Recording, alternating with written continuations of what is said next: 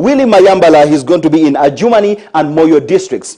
All these candidates continue to promise heaven on earth, how they are going to do a lot better than the incumbent. But the question is, how will they make sure of this? That is a question for you and I to examine. Today on the show, Decision 21 is going to be focusing on the way forward for the Electoral Commission. Yes, we've had challenges. Yes, we've had bloodshed. We have had confusion and chaos in these campaigns. But where do we go from here?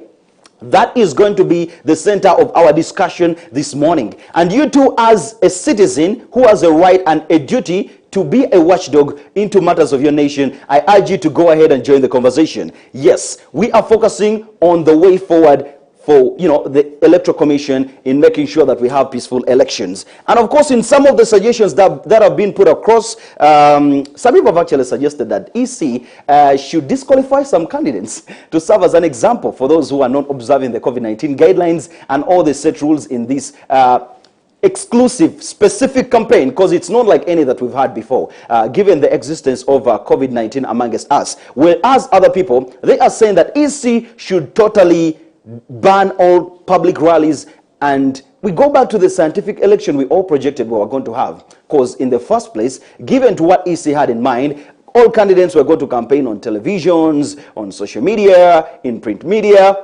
But apparently, that is not what we are experiencing. We have more of the public rallies and campaigns and meetings, as the incumbent wants to term it. Yes, at the expense of what we projected for people to be on TV, for people to be on radio and stuff. So we are going to be looking at all those matters. And of course, this morning I am joined by our regular panelist, Dr. Rogers Barigayomwe, the chairman of the Labour Party. And of course, we are going to be digesting all these issues that we're having on ground. But of course, before I get to introduce my panelists, I would like to remind you that COVID-19 is real. Mwekume, mwambale masks, social distance, and make sure that you observe all COVID-19 guidelines. Because speaking right now, the Secretary General of the NRM, Justin Kasule Lumumba, actually confirmed that she's positive of COVID-19, and this was actually confirmed by the NRM treasurer, that is Madame Rose. She came out and said, no matter what is happening right now, that Justin Kasule Lumumba is not around because now she's, in quarantine and trying to get all that is possible to get her life back. Though she has not actually shown any serious symptoms of the COVID-19 virus, she is positive, and we wish her a quick recovery so that she can get back in the game, and we see whether the NRM will retain its seat when it comes to this great nation, presidency and governance. Well, you, my friend out there, you need to observe all COVID-19 guidelines. COVID-19 is real and COVID-19 kills. The same goes for all political candidates. Please take care of your would-be voters. Because one person asked, if the people who are, trying to get in office do not take care of the people, they try not to speak too much as they want to convince them to give them the vote.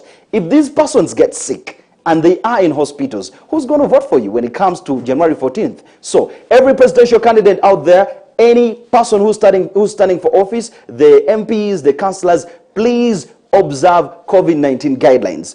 Encourage your masses to observe COVID-19 guidelines. And of course, still on this morning's episode of Decision 21, we are joined by a gentleman who did not start his political energy like this year. He's actually been a guild president before. We are going to get into all those details and how actually he was labeled one of the ringleaders of the Nkumba University demonstrations that were very famous back in 2010 and 2011. And he said it was actually, he termed it as a natural cause that these demonstrations had to happen. And whereas everyone was trying to blame it on him as a ringleader, he was like, no, we are fighting for what's right. And as a university, as students, we are entitled to this and that. Well, join the conversation right now as we look into the way forward for the Electoral Commission as far as the campaigns are concerned, so that we can see peace, see transparency, and see fairness in these elections. Welcome to the show, Mr. Lufunya Derrick. Baxter.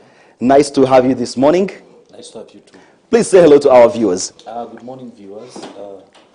Viewers of BTM TV. We are I'm most delighted and to be here to share with you matters of national importance. I'd also like to thank the permanent panelist, Dr. Rogers, for being here. We shared off the record Okay. about the existence of the Labour Party. We talked a few things, and it was a nice discussion. Okay. First thing first, I want to send my condolences to Ugandans and people from Lubaga South who have suffered tragedy. Most especially, I would like to send condolences to the family of Sheikh Nuhu Muzata. Very true. Who left our site a few days ago. May the good Lord comfort members of the family. But I also want to thank and celebrate with those who have received great things from the Lord. We continue to praise the Lord. He gives us all and comforts our soul. Are you trying to tap into the energy of the likes of Kabuleta, the ones who are fronting God's love, and Fred Mwesije? You see, I'm a practicing lawyer, and I know for a fact, doctors, surgeons, you know, when you go to the theater and then you make a medical procedure. Okay. That's what you do. That's what you do. So rest, doctors do pray. Yes, the rest you leave to the divine Almighty. The lawyers say nisi crediteritus non intelligitus. Okay. Unless you have faith and believe in a being more superior than you won't really understand. So even you as a lawyer, much as you have the evidence, you have the witnesses, you still say, "Help me, God." Yes, you ask the Lord to help you persuade the judge on your arguments. Okay. And if the judge does not receive your argument, you're most likely to lose a client. You're most likely to lose a case. And true. The reputation consequences thereafter. So much as we are here discussing matters of national importance, it's important we understand the motto of our country: for God and my country. All right then, Dr. Rogers Barigayomwe, thank you so much for joining us this morning. Thank you, Baxter. If you can say hello to our viewers, I'm sure they would like to hear from you. Good morning, our viewers, wherever you are. Thank you for supporting, for listening to us, and keeping safe. All right then. Well, ladies and gentlemen, once again, allow me to welcome you onto Decision 21. And like I told you, today we are going to be focusing on all those things that you think the EC should do in a way to ensure that we have peaceful elections. And of course, we continue to bereave with the family of the late Sheikh Nuhu Muzata Bate, who lost his life actually last Friday. Yes, the family is still grieving. And of course, one of the biggest highlights of the weekend is the speech that the aspiring president, Robert Kyagulanyi Ssentamu, gave while attending the special prayers at Chibuli. Because like most of the deaths that we've had in the country, especially for the big personnel, there have always been some question marks. There have always been delayed reports on what was the cause of death, and maybe those internal, investigations to resolve the matter completely. And these reports are very key, because if you do not present them, it scares other, would-be leaders to front themselves and, talk about issues of national concern, and also be able to counteract, injustice when they see it.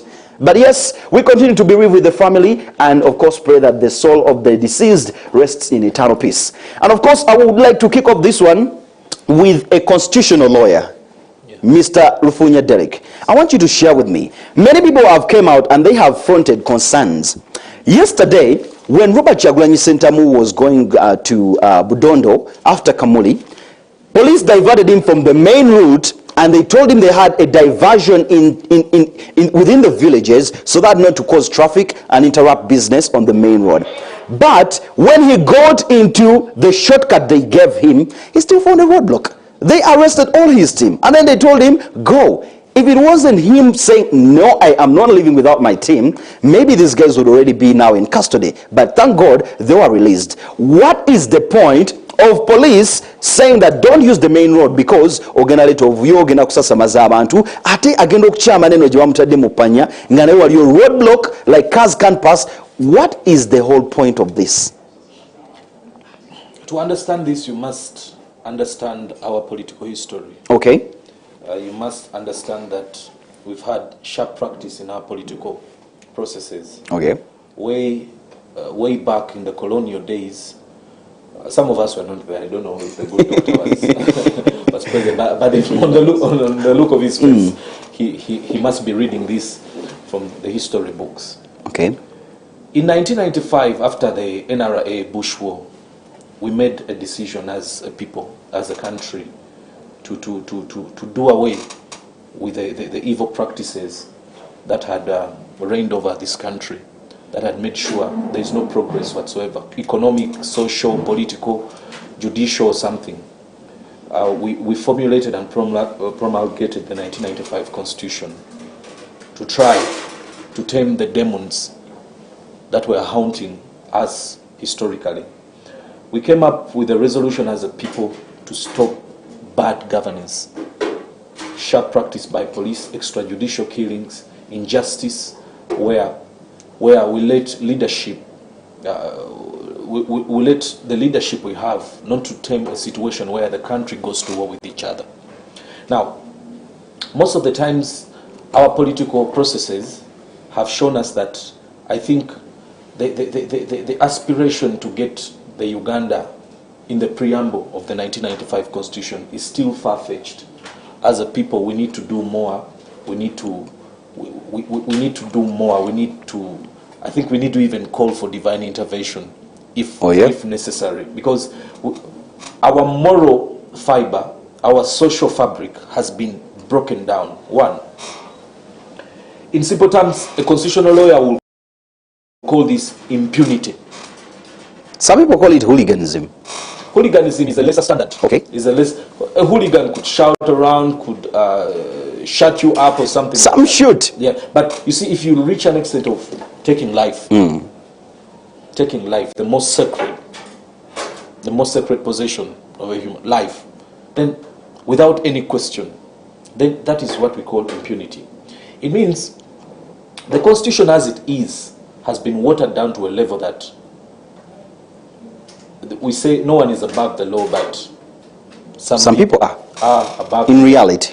And the only way we can eliminate this is to build a consensus as Ugandans, to put proper leadership.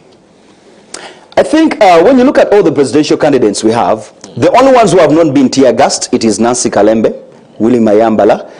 We've not seen Joseph Kabuleta being tear-gassed, but the likes of Robert Chagulanyi, Muriat Patrick Oboy, even Katumba has been tear-gassed, maybe even the incumbent. The incumbent has not been. Actually, we haven't even seen police trying to do anything, even to disperse crowds, even at his most recent rally in the East, where he was telling people that do not use drugs, do not do this, and then promising this and that. People were all outside cheering him on. Yes, they were not close to him, but the same usually also goes for these candidates. And it's the whole point where people rally on the roads, but still police won't let them. Anyways, I would like to understand from you, Dr. Rogers, what do you think?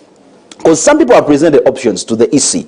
They are telling the chairman of the EC, Justice Simon Byabakama, one, ban all campaigns and public rallies. Let's go back to the scientific campaigns we projected. And then they are telling him, what you need to do is disqualify a candidate, whether it's an MP or a presidential candidate, so that they can serve as an example to the rest to observe the guidelines that have been put on this specific campaign and election. What's your take on this whole thing? I think, one, it should be carrot and stick, whereby procedurally the EC is supposed to play a role like a referee. Okay. And in my own take, and the position of Labour Party, we know these polls will not cause change at the top level, at least at presidential. They will cause change at parliamentary level, like my friend Derrick will go to parliament and the other one gets out. But they will not definitely be changed at the top level. But the role of EC is to start a conversation. Because, for example, he talked of the history of our politics, our constitutional history.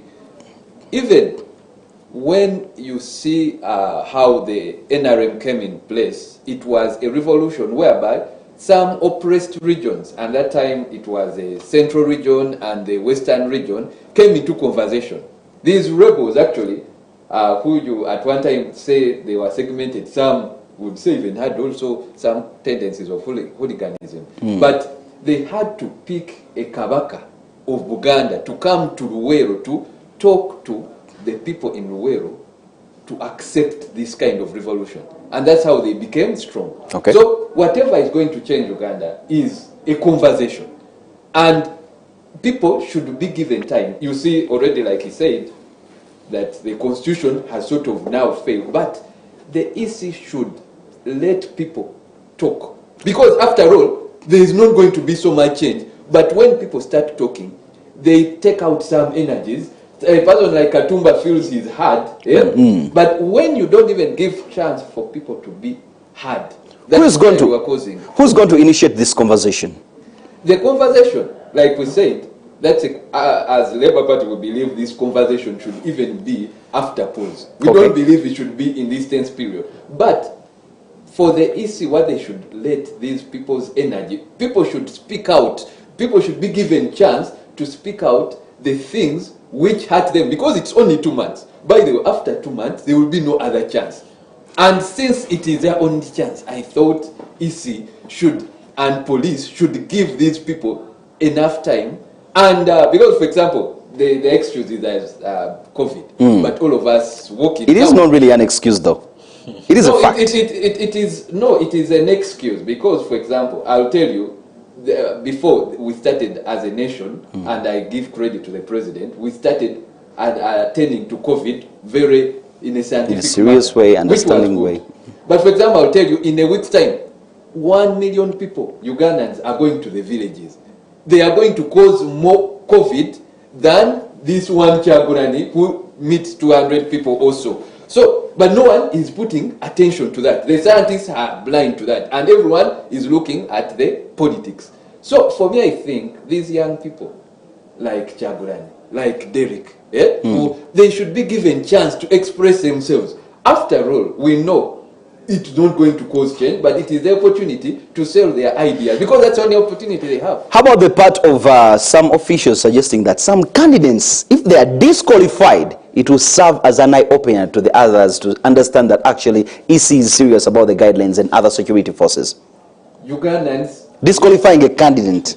Disqualifying a candidate... Whether MP or president or LC councillor, whatsoever position. Do you think it's a need to go to action right now? You know, like I told you, the role of the Electoral Commission and the chairman should be like a referee. Once you start, because the moment you nominated them, there are rules and procedures which will make some candidates be disqualified. But it is not likely to happen in the body language of Uganda. You're not likely to see it.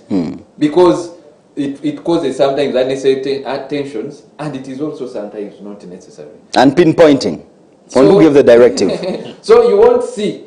Actually, that's why you see the tension, because even police knows that EC is not the one going to disqualify. Actually, the disqualification is happening with the police and the security. Is that a fact or an assumption? No, it's a fact, because they will disqualify you by, for example, I will tell you one candidate, Chagula, he hasn't maybe visited, he has been disorganizing 19 districts. Those are significant. So it's a way they punished him. So they are the people who are punished. Instead of, it would have been easy, but the police and the security is a force which is now sort of disqualifying. All right. Moving forward, still about this particular discussion on the way forward, I think EC missed a point when they saw the NRM, how the NRM primaries played out. Because with that chaos and fracas and the threats, the money, the guns and everything, I think this was something that EC should have projected. The question is, why is EC coming out now to condemn these all acts? Didn't EC have an insight or a projection of what could possibly happen, drawing examples from the NRM primaries and all other social challenges we've had, especially from the NRM? If you remember the entourage of the person who was actually, because we need to check, when did Ugandans lose trust in the guidelines? If you remember a few months back when Dr. Ruth Acheng had a procession, and it was still those tension COVID-19 times, I think that was more like a wrong message to the people. She was actually trying to give the right message. As a lawyer, or maybe as a citizen and an aspiring leader, where do you think EC lost the insight that things will end up like this? Confusion, bloodshed, breaking of SOPs, and all the mess that we are seeing right now. First, I think you must understand the role the EC has to play in the electoral process. The regulator. Okay. The regulator, they are required to set up guidelines. They are required to set up dates, polling dates. They are required to do anything necessary so that we have a smooth electoral process. Yes. And that is the law. That is the constitutional mandate that is carried forward by the Electoral Commission Act and other enabling acts like political parties. But you see, politics trumps the law. It does? Yes. The political regime at the time shapes what the law is going to be. Without approval from any of the other parties who have a say in it. In 1980s, when we had a sham election by the UPC government, there were candidates that were disqualified. There were issues like gerrymandering. They cut off a constituency because at this certain point in time, they do not have support here, and then they plant. Some candidates were stopped from registration. Results came up, and I think, if I'm not mistaken, if I don't get my history very wrong, the late Paul Mwanga assumed the power of the Electoral Commission to announce results, and anyone who would announce results, that would be a death sentence. You're right. Even in 1996, actually, we kind of saw the same. 1996? 1996. Well, that is just around the time, of course, when he also disagreed with the results. Like Trump, he refused to concede with the results of 1996, and even actually called upon some of the members of his party back then not to participate in elections, especially the MPs. Because remember, back then we used to have the presidential elections first, and then the MP, the members of parliament elections next, which meant that whoever was elected president had an influence on who was going to be elected MP, until it was changed that now we get to actually have them like just around the same time.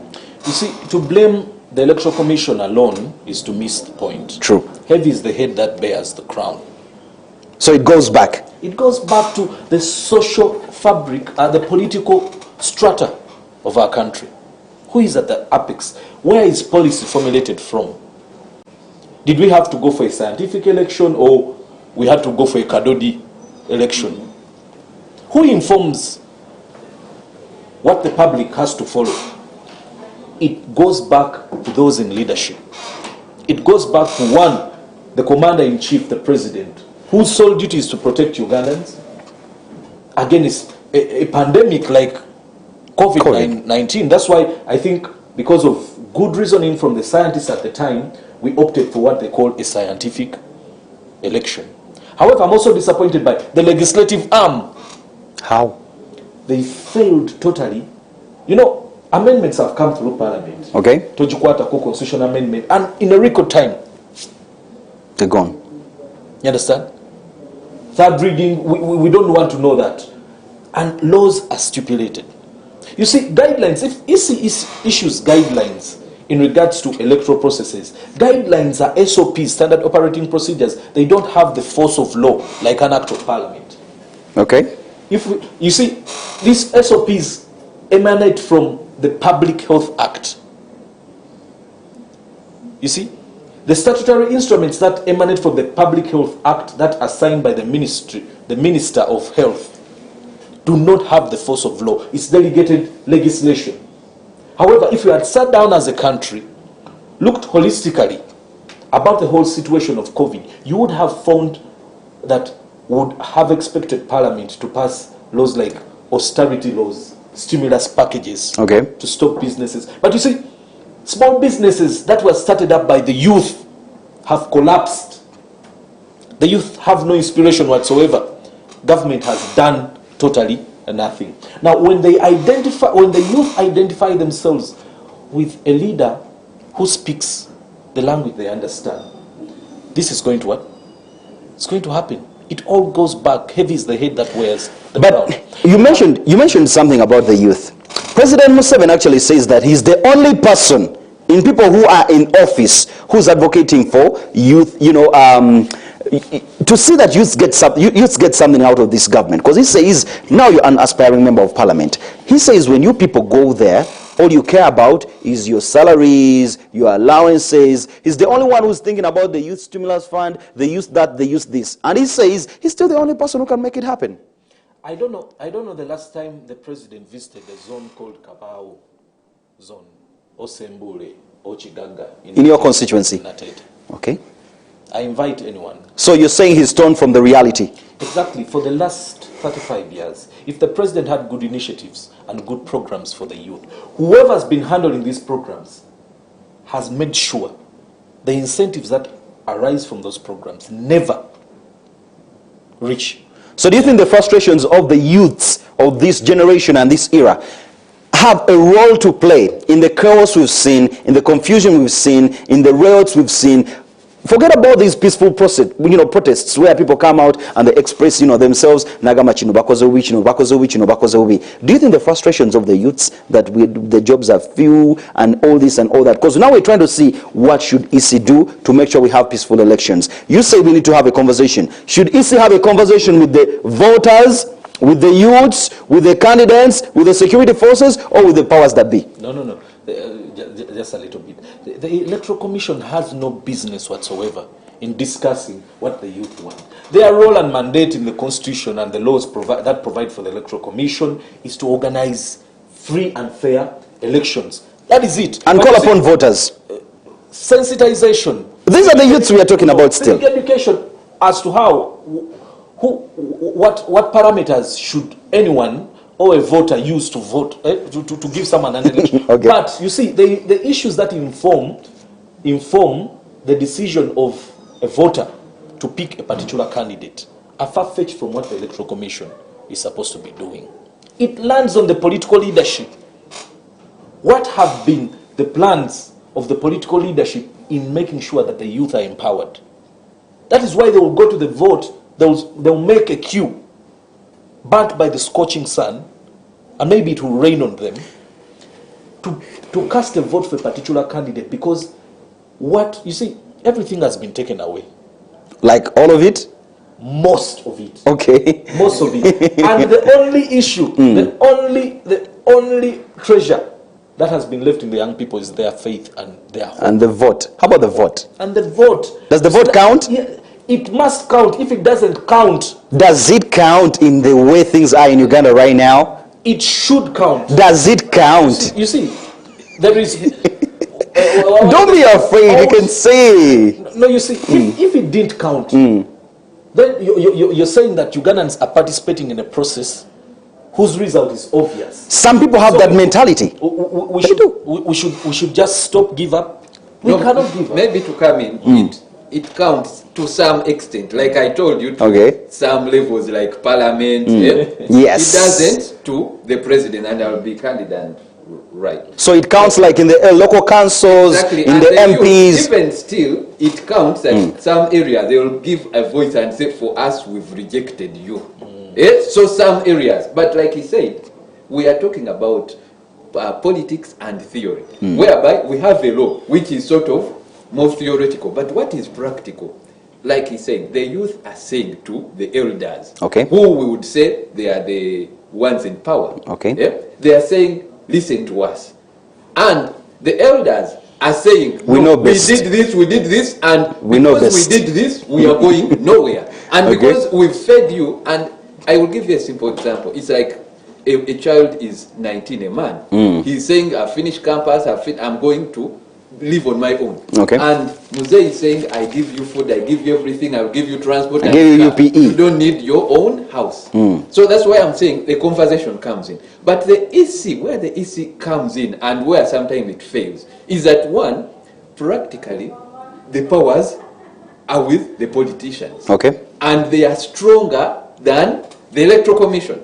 For example, this, let's say, for example, the chairman Electoral Commission is still guarded by the same powers. If you see his security details, those are the same people who control a big extent of his security, and they are the ones controlling the other presidential candidates. So in the practice, I think Ugandans have run away from the constitution. Like the constitution has been weakened because we've empowered the institution of the presidency and actually the incumbency so much that there cannot be a fair play at the top. So the whole thing is, it is causing tension and it is about to cause tribal conflict Yet we can have a conversation and have a constitutional change. And for us in Labour Party, we say there should be a rotational presidency because our regions are so different sometimes. But having center in one region for a long time, like I've told you that in 1981, some 2 regions, and I'll be frank, it was the central and mainly the west. The west quoted the central to have a conversation, and that conversation was in Ruwelu. For them, they think it was about the might of it, but it was a conversation. It was not about forces of power. But because of that conversation, there was a change, and the country got some stability. Such a conversation needs to be repeated, not these elections, because these ones are instead going to raise the tension because the ground is not level. Well, as we continue to discuss on what EC and other, stakeholders need to do to ensure that we have free and fair elections and, of course, peaceful campaigns, there is a conversation that is being started right now. Some officials from EC, they are saying all candidates, especially those who are standing for presidency, should sign a peaceful pact. We are going to be diving into that once we come back from this short break. You are watching Decision 21 right here on BTM Television. Feel free to share your views on all our social media platforms on Facebook, BTM Television, Instagram and Twitter, BTM Uganda. Way forward on having peaceful campaigns in this particular moment in time. Thank you so much for watching. Let's come back shortly after this break.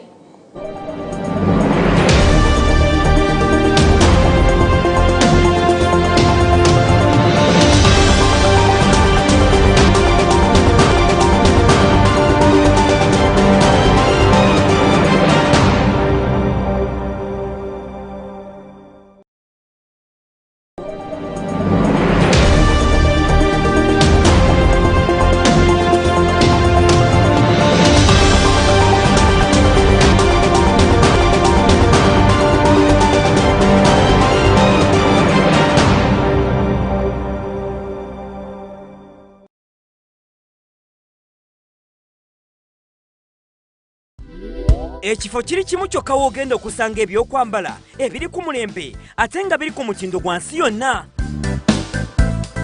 Ku Goshen Fashions tukuwa ekisinga ku kye weetaaga. Oyagala suuti ya yafesi, masaati, mataayi oba oyagala kanzu. Mwabalina emikolo mujje tubatungira amasuuti agaliko ensangi zino ate ku bbeeyi ennungi.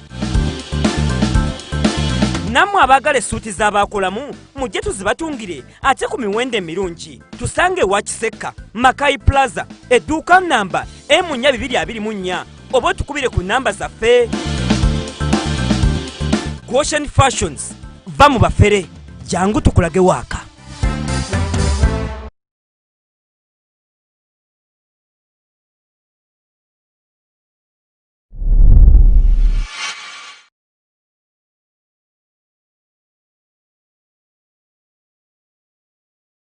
It's revolutionary. How does the African child liberate himself from the colonialization that has gone through us, abused us, and taken away our own resources? Eye-opening. The ultimate solution to eradicating poverty on the African continent is beneath the feet of Africans. It's time for Africans to extract those resources and benefit off of them themselves. Educational. If we are to address the negative social, political, and economic impact of slavery and colonialism on the African continent, it's got to be from this point going backwards. Visionary. The African woman will play a significant role in rebuilding the continent by instilling and teaching confidence and pride in being African first. The debt situation for Africa is not simply because of her borrowing, but what Africa requires is a paradigm shift. Consumptive borrowing is an eternal death trap.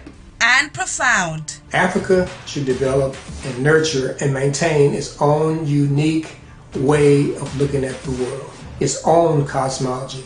Africa should be about Africa. Every Saturday, 9 to 9:30 p.m. on BTM Television on the show, Africa Today. Sit back and relax with BTM.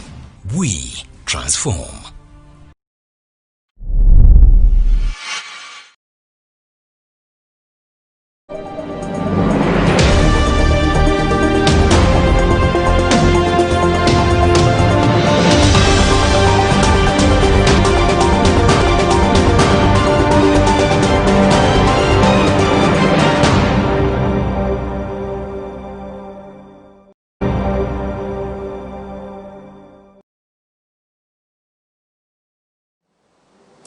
Decision 21 is the show, and just so to remind you, your decision counts very much into how matters of your nation play out. It is your duty and responsibility as a citizen to elect leaders who are going to spin your country, who are going to spin your constituency into the right direction.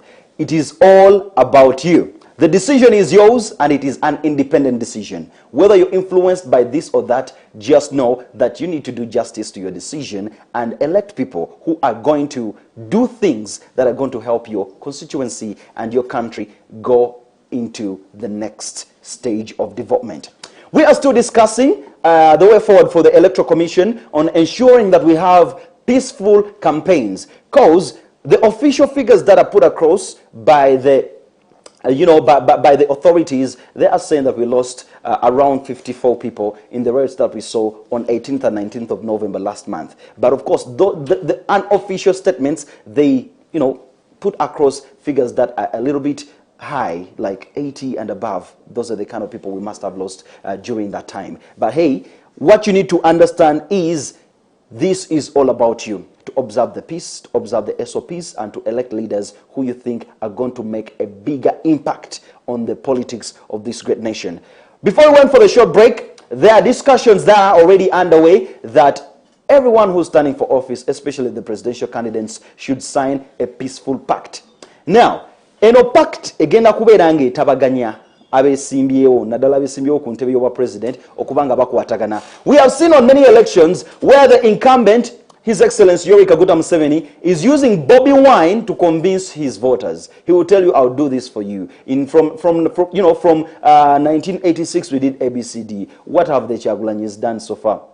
And those kind of comparisons. We have seen the president cautioning youths not to, do drug abuse and abuse drugs and all that stuff. And of course, we know where he draws all that from. We have seen Bobby Wine using President Museveni as his, a benchmark for everything he says, because in actually one of his recent campaigns in Kamuli, just over the weekend, he mentioned that the reason why we are having a crippled education system, it is because the incumbent has still refused to present his, academic qualifications, and he's actually still demanding for those, because he says we should not expect to have a stable education system when the person who's, leading our country, his academic background is not very clear to the audience. Well, those are some of the things, just among those that we've seen people like Robert Chagulanyi Sentamu, Patrick Amuriato Boy, retired General Mugisha Muntu, Henry Tumukunde, fronting, using President Museveni to campaign, saying what he has done, what he has not done. And then President Museveni on the other side also kind of doing the same. So, according to the peaceful pact that is being suggested, that should cease to happen. Like, when you go to meet the voters, tell them what you're going to do for them, so that you don't have to use your opponent to sell your idea. Do you think this suggested peaceful pact will have any good impact on what we're seeing right now? That we shall see, especially our presidential candidates, coming together to understand that we need to have free and fair elections, peaceful ones, and also not to tarnish the other's name in the process of trying to win the majority vote. Starting with you, Mr. Lufunya, do you think a peaceful pact is something that we could use right now? Well, I think any sensible person participating in the electoral process would welcome anything, however little it is, that will bring sanity to the electoral process, including a peaceful pact proposed by the Electoral Commission. However, very skeptical about its applicability. What do you see not showing up for this? When we were growing up, still young, they would tell us politics is a dirty game. You see, the nature of our politics, we are far-fetched from the politics of mudslinging, the politics of character assassination, the politics of chest stamping. And that's what you see. It's going to be very, very hard for Electoral Commission to issue guidelines that one particular candidate should not talk about the ills. Because you see, the political process is about talking about the inadequacies one candidate has, or the advantage one candidate has over the other. Okay. So, whereas I welcome the peaceful pact, any person who is sane enough would not want to see a situation where Ugandans lose their life because of a political process. We shouldn't sink that low. For me, I always tell the people in Lubaga South that, you see, My role is to present myself as a candidate and present my ideas, the blueprint of what I am going to do different. But don't you think, in the process of getting a peaceful pact signed, even other organs like the security forces should be involved? Because the bloodshed we've seen, it has not literally been about NRM supporters attacking NUP supporters, NUP supporters attacking NRM supporters, FDC, and whatsoever. It has been actually between the members, the opposition parties against security forces. Exactly. Now, I would agree with you entirely on the security operatives or security forces getting reminded of their oath of office. Why are you dressed in the Uganda People's Police Force uniform, embroidered with the badge of the Republic of Uganda, not the crest of your clan or your kingdom? That you serve the people of Uganda. The constitution is very clear. All security forces must salute civilian authority. You see, if someone runs as a presidential candidate, they are quasi-commander-in-chief. In other civilized democracies, in America, they even offer you security, separate service protection. However, in Uganda, it's too far. What we've seen in this campaign, we have seen security personnel taking off their name tags, putting on masks, non-face masks. You know, like the ones robbers put on when they're going to rob a bank. Those are the kind of masks they're putting on. The number plates are concealed. Like, you don't even have accountability or even trace where the problem came from. Yesterday you saw it happen, actually, when Bobi Wine was being blocked in Kamuli. They diverted them to a village route, not the one on the main road, and there they ran into a guy who's all dressed in black, no name tag, putting on a face mask, and then putting on glasses. Literally, you can't even tell who this guy is. Simple. Impunity. What? And what is the logic behind that? Impunity will all not survive, will not thrive if we allow impunity to take over. It is simple. Constitutional historians have said that in the eyes of the barrels of the gun, the law is very what? Silent. If let me speak in Luganda. Bwetukulembeze mundu mu kifo ky'amateeka, nothing will make sense. It doesn't matter whether you tell the security operatives, look, you have an oath of office. You swore to protect the lives of Ugandans, not to take them. If our entire system is founded on impunity, we are wasting our time. That's why I agree with the doctor. We need to start a conversation. We need to start to talk. If we lose that, if you lose sight of a conversation, then it's just a ticking time bomb waiting to explode. I think it kind of explains what President Museveni said back in 1980 when he went to the bush. He said the reason that's why they did that, it is because all doors and windows of a conversation and democracy were shut, so they were left with no alternative. But of course, moving forward to you, Dr. Rogers, in one of my interactions with the spokesperson of police, Patrick Onyango, he told me that police officers who go ahead and shoot like in possessions, who go ahead and, break all human rights, they do it on their own. That no one at the top sends them that, you know what, you go and mishandle voters, you go and mishandle rioters. He says that that is indiscipline on individual basis. Do you think that is true? And I will discuss that in relationship to the peaceful act. If it was true, would be seeing some of the police officers who have been brought forward to be disciplined.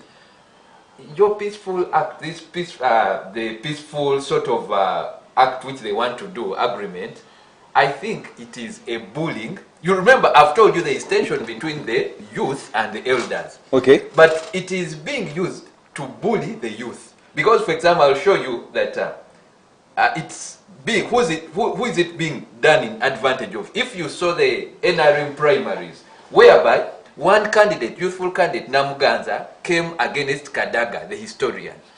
What happened? They told Namuganza that you're not supposed to say negative things against the elders.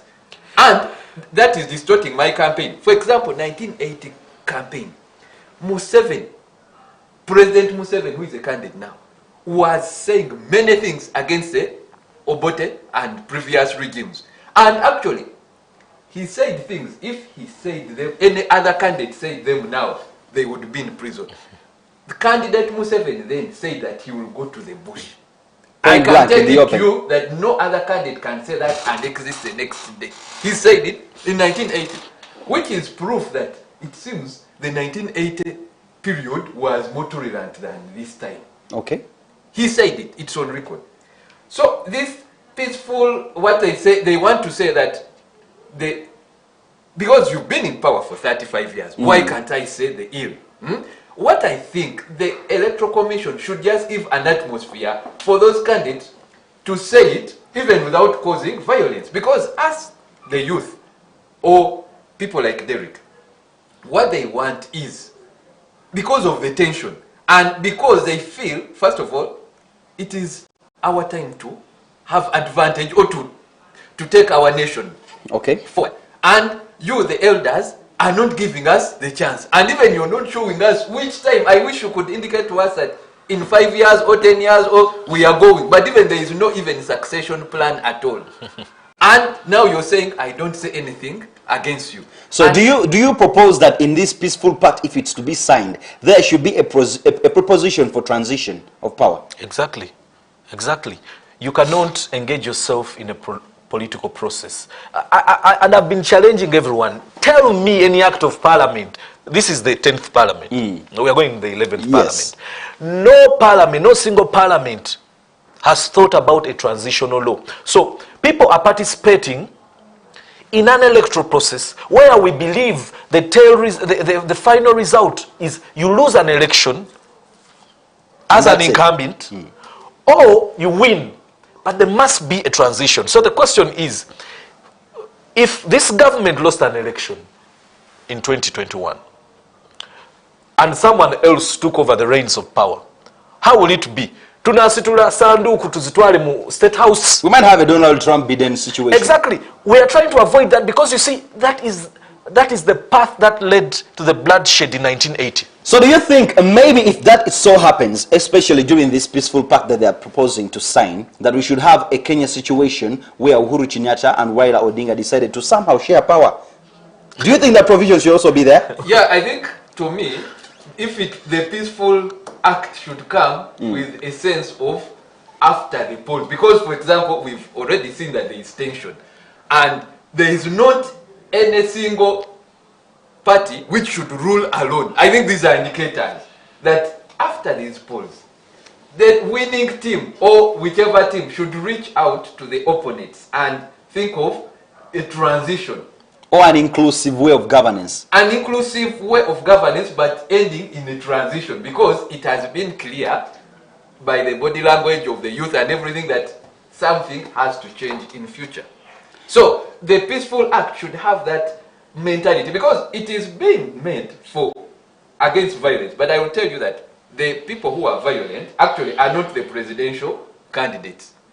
It is the public and the youth who have not been even sensitized by the Electoral Commission, because there hasn't been any civic education. So much tension is on, and yet this peaceful act you're going to make the candidates to sign, the candidates have no power over their voters. So the tension is a symptom in the population that they are disgruntled, they don't know where they are going, and the elders are not guiding them well. They are not showing them the way forward. And I think in the same way, as we are trying to say that we observe of the COVID-19 SOPs, I mean, if a candidate, especially the one who's running for presidency, is only allowed to meet 200 people, how many meetings will they have to make sure that they meet all their would-be voters? So that's why some people are actually suggesting that in the same manner as they're trying to say that we get a peaceful pact, there is also a provision for media presence, especially for the opposition. We have had scenarios where especially members of the oppositions have been thrown out of studio, even after paying money to be on air. And they're saying, you are not allowing us to be on radio stations and TV stations countrywide, and then you don't want us to do processions. What do you want us to do? And then some people are suggesting that there should be a specific budget that is going to be put in place to help everyone who's running for office be able to access media platforms and do their campaign rallying there. Do you think that is possible at a time like now, something that was not foresighted or foreplanned, and where should that money be channeled from? it's an interesting question, but in the beginning, when we were told these elections were going to be scientific, some of us posed the question to government that media services are quite expensive. Just after the lockdown, when everyone is constrained financially, it wasn't practical for you to send candidates to the media. However, if there was any sense of goodwill, government should have incorporated issues of media access to all. But they said it is your campaign. You do the paying. You see, the electoral process is not about an individual, and that's where we go wrong. That's where we are. That's where we go wrong. Okay. The electoral process is about the future of the people of Uganda for the next 5 years. Just as food during COVID time was important, the radios that they are suggesting, the supplementary budgets that we are... You see, National Association of Broadcasters, the government owes money, the National Association of Broadcasters. Yes, it does. And there was a conversation that, look, why don't you get the financial stress of media houses, pay their bills, so that the candidates get a better package. But you see now, it's very, very difficult. We are lucky to be here. For instance, me who is contesting, I'm lucky to be here, that I have been called to a show and I'm paying no penny at all. You can imagine my colleagues out there. True. But what we're looking for is not for Lufunya Derrick for unjust enrichment. It's a political process to make a decision on how the lives of the people of Lubaga South are going to be for the next 5 years. No money should be attached to that kind of And also we should service. think about these media platforms, the ones we're talking about. Because let's look at it. We have a platform that we call free to air, where people don't pay absolutely no fee to watch all Ugandan TV stations. But for these stations to be there, they have to pay money to Signet, which is government. Exactly. And now I need to pay money to government to broadcast when government wants me to convey information that is government best and citizen best. Again, I broadcast it for free. And then here you send candidates and you tell them, go on TVs. And then I also have my red card. If I give them my red card, maybe we bargain and they are able to pay. Now, who is creating all this confusion that then we have these bills we need to pay, then we have these, then the candidates are going to come in on a radio station and then they throw them out. You saw Patrick Amuriat Oboy accusing one of the RDCs of the northern regions, going, according to him, he said that the RDC went ahead and removed the antenna of the radio station. Like, who is sending these people to do all these things? What should media do then? And in that light, that's why NRM, I give them credit, they will say, that's why... Of course they said it's a false accusation. No, in a movement system, the old movement system. And that's why it was more scientific, and we should have adopted that. And they know it is practical. The old movement system, in this kind of period, they would have paid for all airtime. And all candidates come, and free of charge, they give their views. On what basis? Yeah, because that's where we got the best politicians ever. Uganda was able to tap different politicians across the political divide. Some came from UPC, DP, when we were still in the movement system. Because people used to have a same platform, and it was on the expense of government. If you were president and you had people who are antagonizing you and they want to take your chair, they want to remove you out of power, would you pay for them to reach people who would vote for you? Because if I'm not looking at my future as a president, but the future of a country where even my children and my grandchildren are part of, would encourage such common sense. And before, the current government was so tolerant, and that's how many people were mentored. And that's how, actually, give credit to President Museveni, was able to mentor most of the leaders you see on the scene.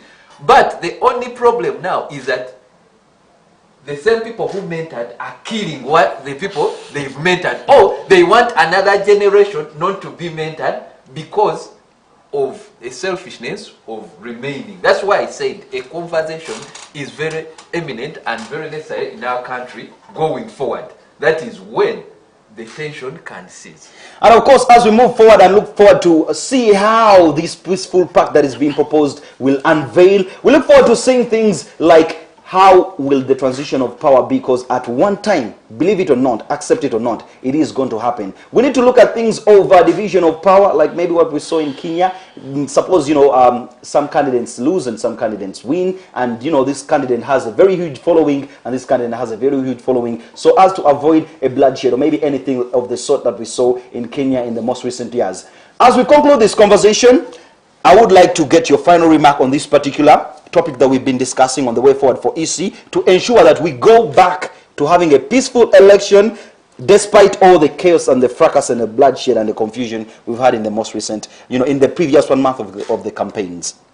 Now, mine is to rally Ugandans and people of Lubaga South to choose peace over violence, to choose good leadership over inept leadership. Because you see, the process we are undertaking right now affects thousands and thousands of people. Those who like the politics or those who have decided to remain silent and quiet about it. So it is important for everyone out there viewing us that we take the political process very seriously, because it impacts on the next 5 years. It impacts on that job, you young person, the job that you want. It impacts on police and whether police should continue acting with impunity. It impacts on all aspects of life. Politics governs all. So we cannot leave politics to the politicians. It is quite an important process to leave only to the politicians. I call upon the religious leaders to pray for the country. I call upon for the young people to place their vote on leadership, because only and only then we'll get to where we want to get as a people. That is the only way. All right. Dr. Rogers, EC, what should EC do? My take is again that EC should facilitate a conversation, and from the conversation, it is what is going to help even after January 14th for peace to prevail. Because we will see that, we are seeing that in this context, especially from MP and presidential, I'm not attacking Derrick, but the history shows that most of these people who are in politics now are people who have ever led strikes. President Museveni inclusive, Derrick inclusive, yeah? But there should be an atmosphere of people who are decent. People who are decent, who have been locked out of Ugandan politics. And even their advice or anything is not heard of. Because, for example, for a person to stand in this political contestation, especially this environment created by our fathers, and for me I say it passionately because my father left me when I was about 2 years to go and participate in this NRM revolution. Yet, after what they had gone to hunt for us, they resisted and they want to keep it for themselves. What happens is, if there is no decent people like us, I will say I'm decent, have been left out of this conversation of politics, because it takes an indecent person who can be in tear gas. I think you're being like a General Mugisha Muntu. When he gets a police says him, don't go here, he says, okay, it's okay, we come in peace, he goes back. Exactly. And many of the Ugandan, and even people who are more qualified than I, but they've been left out of politics, their contribution cannot be heard, and these people are grooming hooligans sometimes. And for me, actually, I feel happy when sometimes they face them off, because they are grooming hooligans to take them off. Yet they are decent people who can be part of this conversation, and Electoral Commission is able to, should be able, for example, to preside over a decent election. All right, as the question of what Plan B could be, the famous Plan B that we've always had from the opposition, there are so many speculations in the air. Some people suggesting that it could be that maybe should the January 14th results, the results that we got in on the January 14th be not in favor of the opposition, we might just get to see them all rally just behind to oppose the result. But of course, those are all still speculations. I believe the only person who knows what exactly Plan B is, it should be the persons who are cooking the Plan B, because even government is actually very eager to to find out what this plan B is. Well, you are still watching Decision 21 right here on BTM Television. My name is Badru Baxter and Subuga. Now we're going for a short commercial break. When we come back, we are going to be focusing on a constituency that is termed as a constituency made up of people who are not serious. A people who prefer fun than serious business. A people who prefer social services, who prefer actually drama than social services. And a constituency that has people who will elect anyone who puts a smile on their face than food on their plate. You are watching Decision 21 right here on BTM Television. Tovao Katkomeo Katano.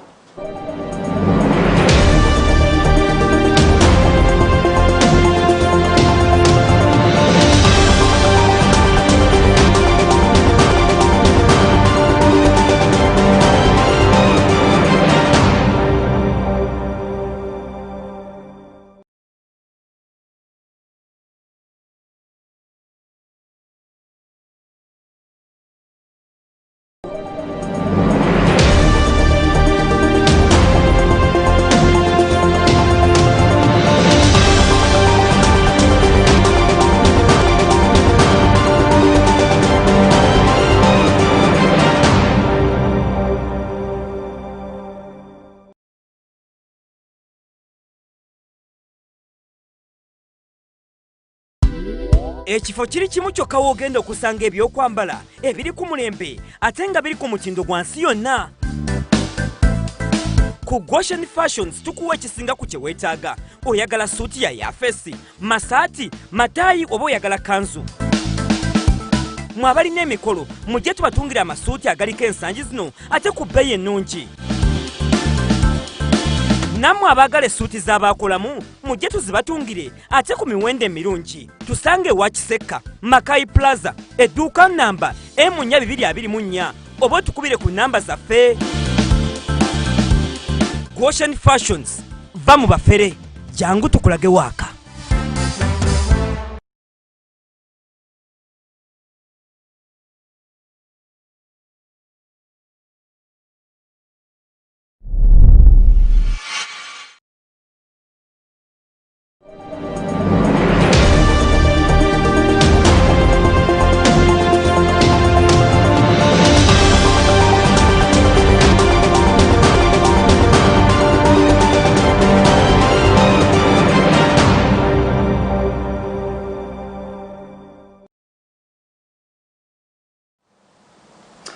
Nine minutes after 11 a.m., you are still watching Decision 21 right here on BTM Television. My name is Badru Baxter Subuga and I'm your host this morning. Do not forget to catch the repeat of this show tonight at exactly 10 p.m. until midnight, just in case maybe you started with us but you're still quite occupied with your work and trying to win the bread for the family. Yes, it's all right. We have a repeat for you tonight. I'm still seated with gentlemen who are discussing issues of national concern, but right now would like to divert our focus onto a particular constituency that boasts of around or over 500,000, dwellers who stay in that place. But of course, are made up with major parishes that are 8 of them and around 76 villages. And so far, the registered voters in that particular constituency, which is Rubaga South, it is around 170 something. Those are the number of voters we have in that area. In a race that is very, very tight with 14 candidates all vying to be the next member of parliament. And of course, the incumbent being the comedian. And of course, actually, he's the incumbent. Yes, comedy can never be ruled out of his life because we've actually known him mostly for that. Even basing on how he was able to attain that seat, he told people, "Mumpe ngende ndieko." He did not promise them anything, and his bluntness, his dramatic and comic way of seeking for the vote, he was able to grab it away from Ken Luchamzi, who actually has had quite a run in that constituency from 1996 to 2005 when he was actually thrown out of parliament after failing to declare his wealth. And then from 2006, he brought in his daughter, who is actually Susan Nampija, who he termed as the woman. For he was Ken Luchamzi the man. In 2006, he fronted his daughter, Susan Nampija, the woman who he termed as a dangerous substitute. And then from there, we saw him coming back in 2011, and then in 2016, he lost it to the incumbent, who is Katolu Mwama. A race that, like I told you, it has stiff runners, and they are all very, very serious. Just to give you a brief rundown, yes, all 14 of them, let's check them out chap before we get to discuss and understand the particular candidate we're having on set this morning has for that particular constituency. Katolu Bwama, the incumbent, is running. Aloysius Mukasa of the National Unity Platform. And of course, we have Samuel Walter Lubega is actually coming on the Social Democratic Party, that is a SDP. We also have Dennis Mbide Sebugwao. We have Mike Oscar Kayemba, Siraji Kafumba Nsambu. We have Honorable or Mr. Derrick Lufunya. We have Dennis Chiinji. We have Charles Kenneth Malay, who's coming on the NRM card. We have Eugenia Nasolo, the only lady in the race, and she's putting on some stiff competition in the race. We have Habib Bowembo, who's coming on the FDC card, and we remember him from 2016 when he actually challenged Katolu Bwama's academic qualifications, though it was a little too late for him to file his petition. And till now, the ruling of his petition has never seen the day of light. It just got, it just disappeared just like that. And then Katolu Bwama has actually managed to stay in parliament to date, and he still wants to go back. We have Kenny Luchamuzi, the man who wants to come back. I think this can be termed as his third time to be MP, because he was there from 1996. He came back in 2001, got thrown out in 2005. He came back in 2011 after his daughter. So we can say that his actually family has been there for 4 consecutive times until Katolu Bwama took it. And then lastly, we have Adam Muga. All these 14 candidates, they are vying to be the next member of parliament of Rubaga South. But amongst all of them, we have an outstanding candidate who is a former guild president of Nkumba University. Yes. The gentleman who is very famous for being the fuel that saw the famous 2011-2010, actually 2010-2011 demonstration that was trying to reclaim rights of students at Nkumba University. And of course, we are trying to focus on this particular constituency for very vivid reasons. This particular constituency made up of areas like Natete, Ndeba, Kabowa, Kabusu, and of course it stands between Entebbe and Masaka Road. It is very evident that it is in dire need of social services, jobs, because there are so many unemployed youths, and the biggest challenge in that particular constituency being the drainage system. Just this year, we have seen the Nalukolongo channel killing over 6 people. When it rains, it floods in people's houses. Toilets are being discharged within the channel. It is a risk to the whole constituency, and it is very unfortunate that it runs all through the biggest portion of this particular constituency. This morning, we would like to interact with Mr. Derrick Lufunya and focus on his manifesto and the plans he has for this constituency that is in dire need. Because the incumbent who is in parliament, he made it very clear. The people who sent him to parliament, he told them, do not ask me for any jobs, do not ask me for any social services, do not ask me for any advocacy as far as growing this constituency is concerned. Mungneke Nyende Ndieko. And he wants to come back with a slogan of Mazokulia Katimunzi Zeyo Ndete Tugabane. Mr. Derrick Lufunya, what preparations do you have for this constituency? The race is tight, but we all do understand that for a constituency that is a suburb to the capital city, the situation it is in, it is quite appalling. There is the Chitebi Health Center 3, where all the people who sit in that area go, and then we have the Kawala Health Center 4. Those are the government provisions when it comes to healthcare.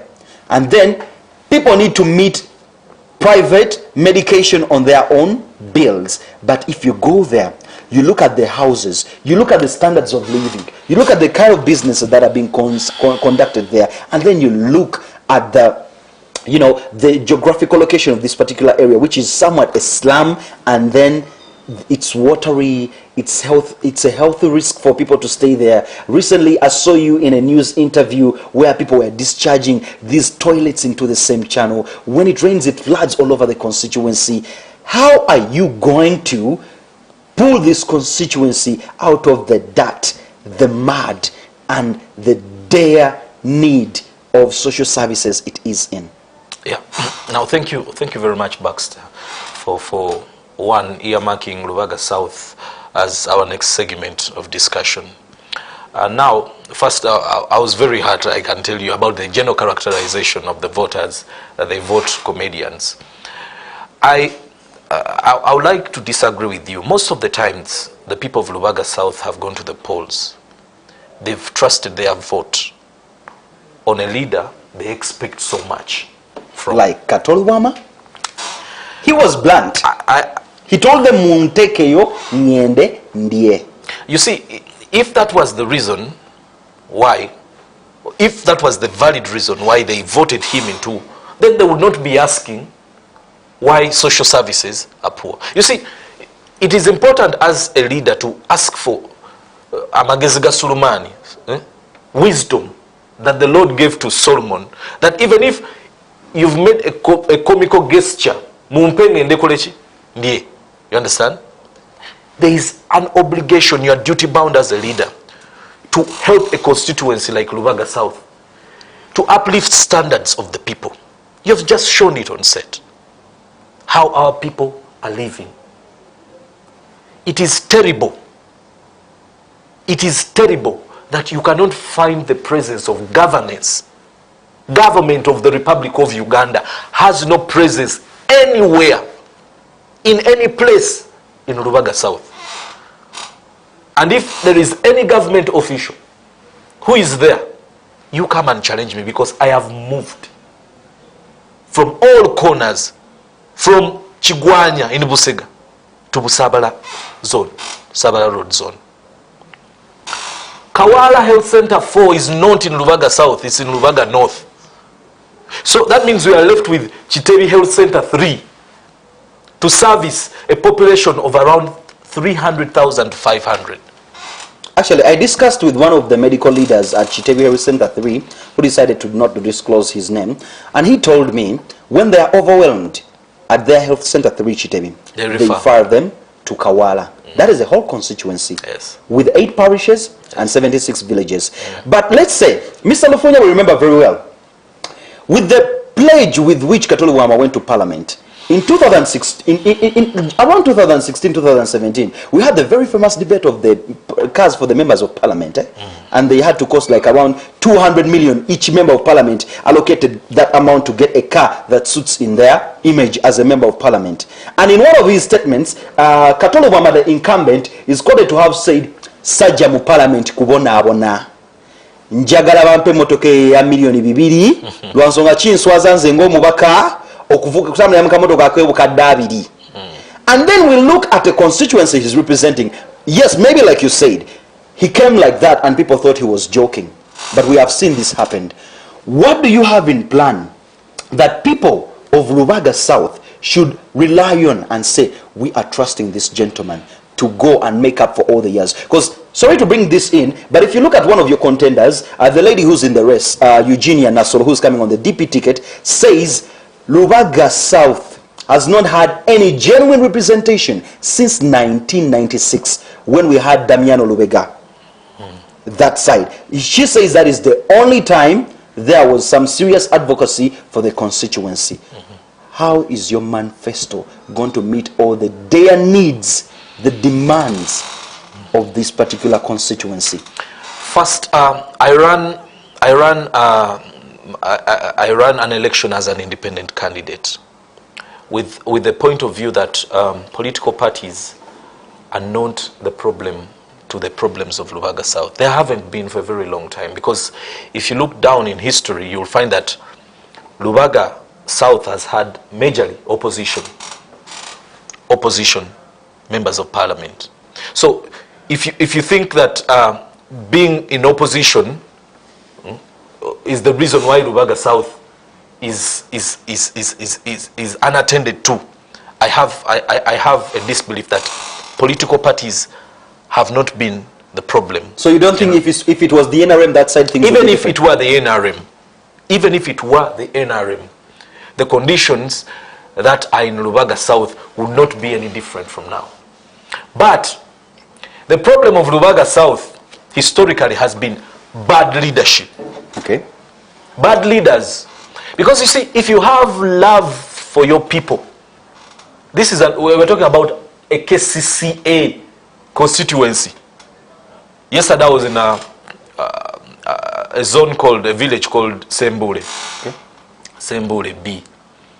And you see, in a population of 7,000, they have 100 toilets. 100. And it means 100 toilets are shared by 1,000 people each day. Now, those 100 toilets are found in a wetland. That means if it rains, there is no single public toilet in that zone that has 7,000 residents. So the dwellers in that zone have no option but to open up the fecal material. Can we have that overlay again, just to see some of the things you've been doing? Because I've seen yourself getting there, always, and trying to see that you do something about this particular thing. That's Kabao zone along the Nalukolongo channel. Now, that's a gesture that this needs to be done. But we can only do it with the right leadership in Parliament, with the right leadership in KCCA, with the right leadership in the divisional authorities. You can't do it alone. No amount of money, let me tell you, there is no candidate that has the amount of money to change the situation in Rubaga South. What is your sole promise to the people of Rubaga? Should they trust their vote with you? Number one, to eliminate inept leadership. Vote a member of parliament who has at least an idea of what a member of parliament ought to do. Legislation. Because you see, the tail result of the fruit of a serious member of parliament is proper legislation. Legislation that reflects what is on ground. Oversight. If we have money that was earmarked for Nalukolongo Chana, I've had it since I was a kid in primary school in Rubaga South. Nalukolongo, World Bank had $2 million. Who has taken time to go and ask, has any member of parliament interfaced with the Minister of Works? To find out. To find out why are our roads so poor? Why do we live like we've been neglected? Like we're not in the nation's capital. Rubaga South, when you look at what Rubaga South looks like, you may think it is a village constituency. No, this is KCCA, which was given affirmative action in 2011 with the KCCA Act. What is wrong? Who is not doing their job? Now, if we are to have a Rubaga South that is better than what we have right now, we have to look at economic reforms. Economic reforms, and I will bundle it in one. Markets. How our markets? Because markets are what employ our mothers, not the youth. Okay. The youth are wholly unemployed. Almost 80% of the youth in Rubaga South are unemployed or underemployed. But we had Sembule, Sembule Limited. It collapsed on its own weight. I've had government do bailouts. We lost 1,000 jobs with the collapse of Sembule. You have Rubaga South that has the railway line. The last time any works were done on the railway line were the Indian coolies.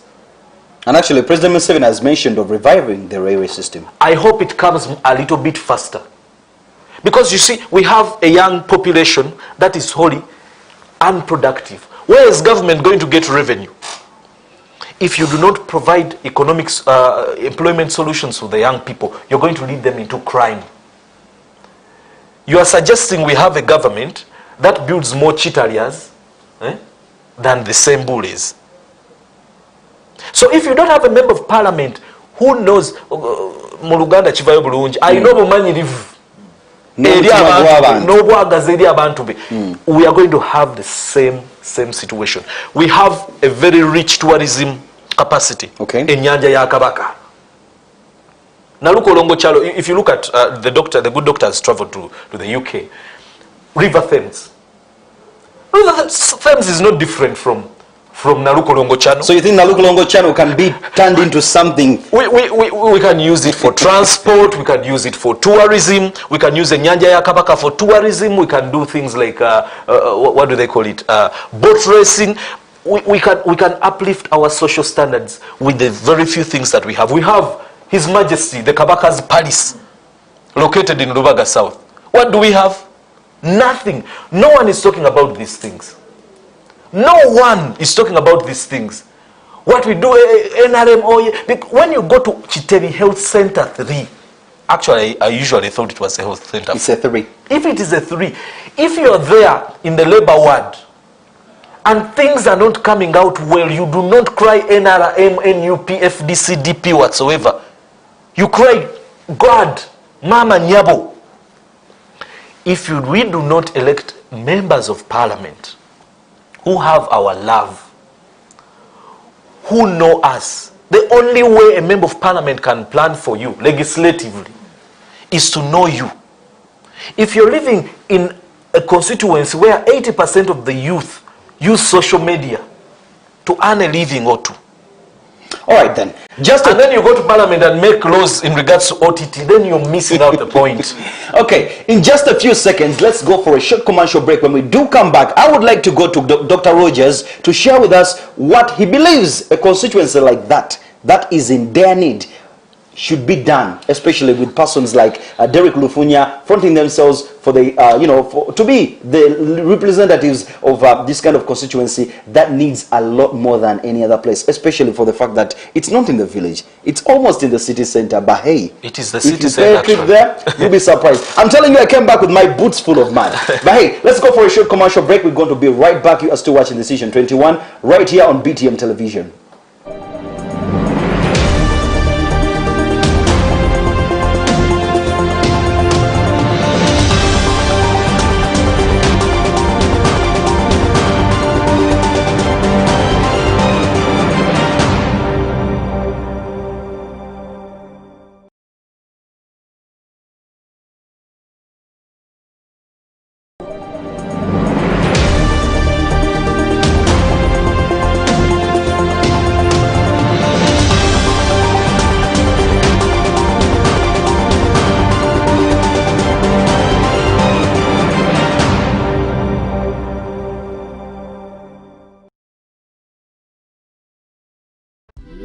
ekifo kiri kimu kyokka w'ogenda okusanga ebyokwambala ebiri ku mulembe ate nga biri ku mutindo gwa nsi yonna.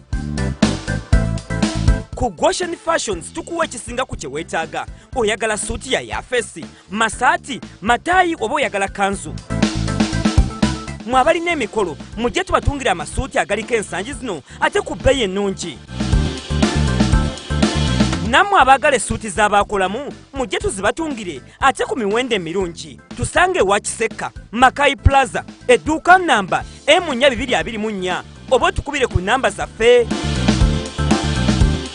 Goshen Fashions, va mu bafere, jangu tukulage waaka.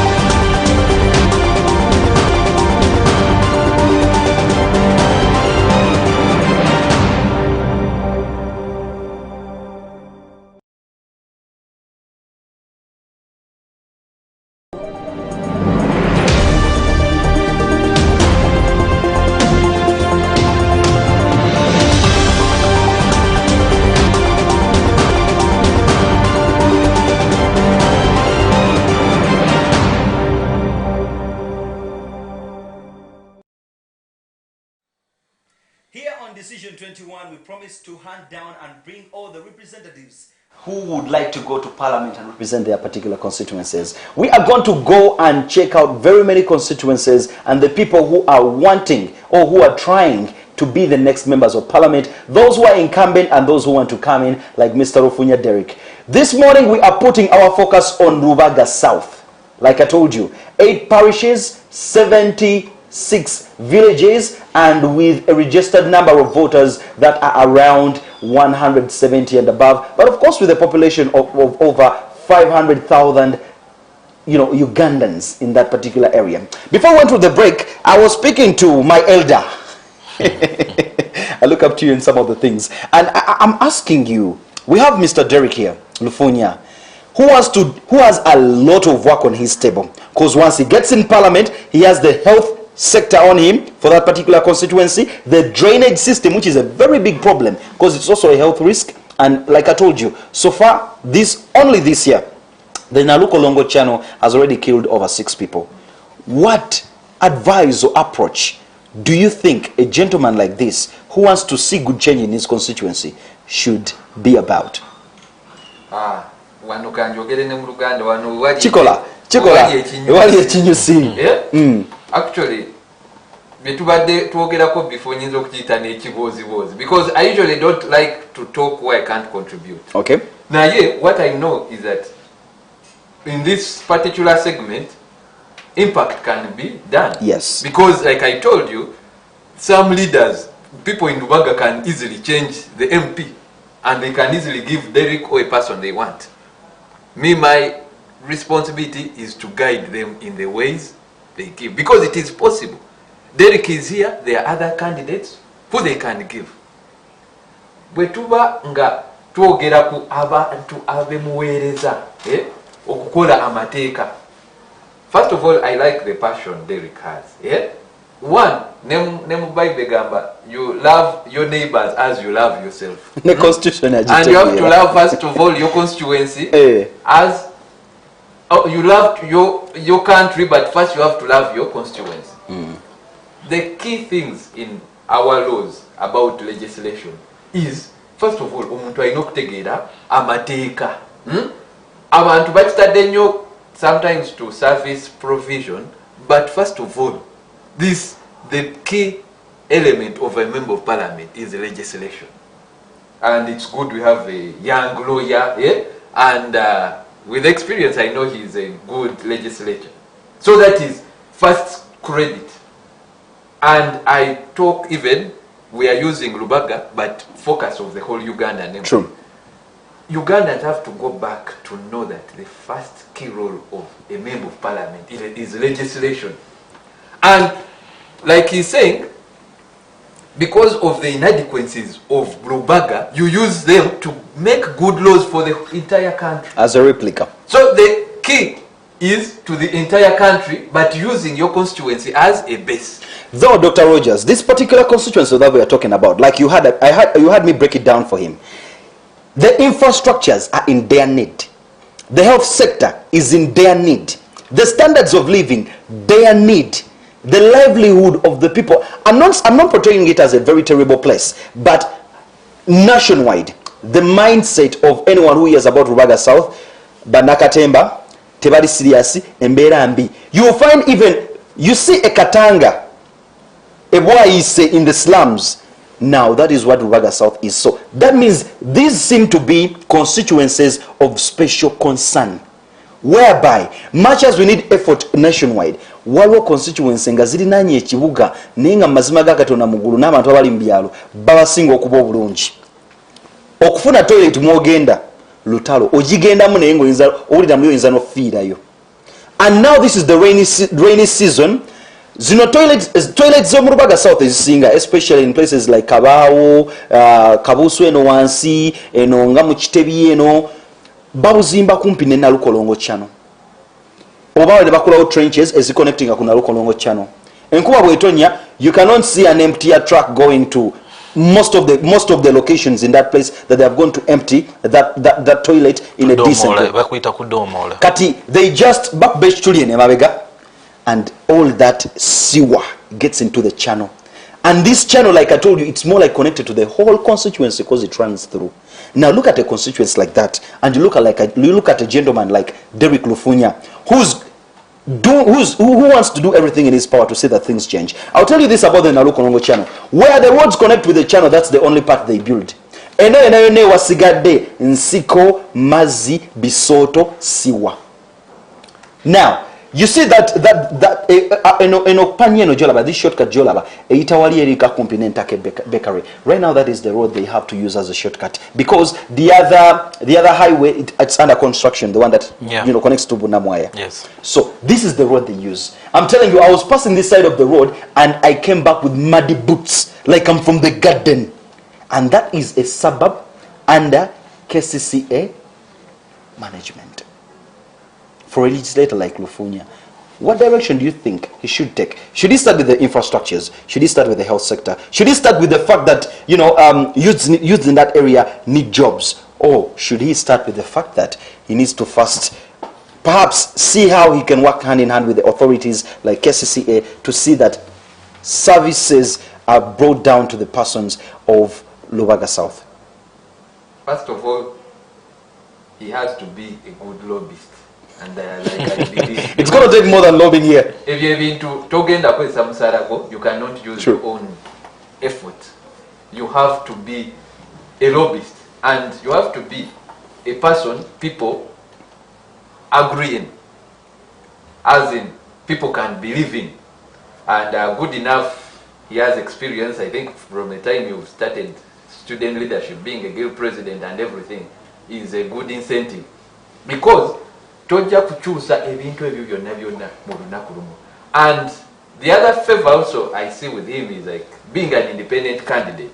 Many times we have people coming in people come in leadership just because NRM, because no, but the personality. And this one I speak as I speak for the entire country. People have to start doing a background check on people's personality. Yeah? For example, you're coming to say you're changing Lubaga. Just his, for example, if you've failed to lobby as the person to have a katamak or a nice road towards your house, how can you change the whole Lubaga South and then you change also Uganda? So, in the background, look at these candidates. What did they do before? Because, like you said, Baxter, this was not in the middle of the city. I've also passed in Lubaga. Some things are pathetic, and they are widespread. That's why I'm saying it's person's salary won't. But like you see, like let's say this young man Derrick knows that Derrick tayagala kukoma Lubaga. Tumuwa test ya Lubaga. Tuzose twamuwa Yankumba. Yankumba. Kati then later on, that's when you can talk about national leadership. If you inachokozeko naye ekirungi ekyamateeka tumanyi akikola. So njogera abantu berubaga muve because bwogenda kwezo toilet bwezityo omwana obwalwala endwala tegera mu akaluuko ogenda okukola kakukwatako kwebyo. You are making a decision which is going to affect you. Edda abantu bagabade baroza when you're making such a decision oli mukatemba omaga gana tumuwe aliyeko anakomawo biki ati abana nabo bajja, but now abanarubaga bategerembu we bagenda okukuba kalulu ebyo bye bagenda okukuba bibakwatako kubako as an analyst kugambye aka MP ko kakukwatako kuba osobola okumukyusa. One thing I've actually realized about the political game, there is what we call a game plan.